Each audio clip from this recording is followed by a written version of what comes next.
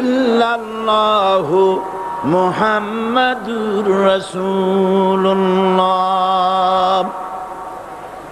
লা ইলাহা, কোন ইলাহ নাই।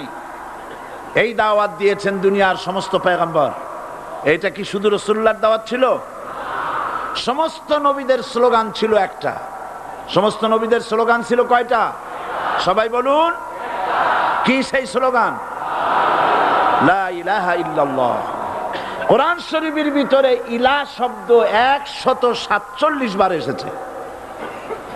লা ইলাহার অর্থ যদি এই হয়, কোন উপাস্য নাই আল্লাহ ছাড়া, কোন মাবুদ নাই আল্লাহ ছাড়া, মুহাম্মদ সাল্লাল্লাহু আলাইহি ওয়াসাল্লাম আল্লাহর প্রেরিত রাসূল, তাহলে তো এত ঝঞ্ঝাট হওয়ার কথা ছিল না। আপনারা বলেন, নবীরা যখনই এই দাওয়াত দিয়েছেন লা ইলাহা ইল্লাল্লাহ, তখন সংঘর্ষ হয়েছে কিনা?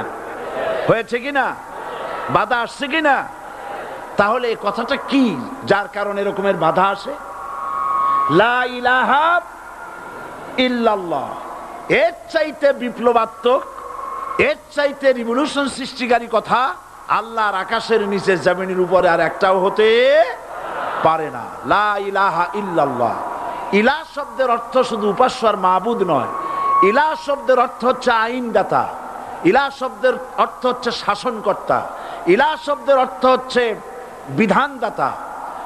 তো লা ইলাহা যখন একটি লোক ঘোষণা করে, তার অর্থ দাঁড়ায় কোনো আইনদাতা নাই, বিধানদাতা নাই, শাসনকর্তা নাই, কারো আইন মানি না, বিধান মানি না, শাসন মানি না, আল্লাহ ছাড়া। কে ছাড়া?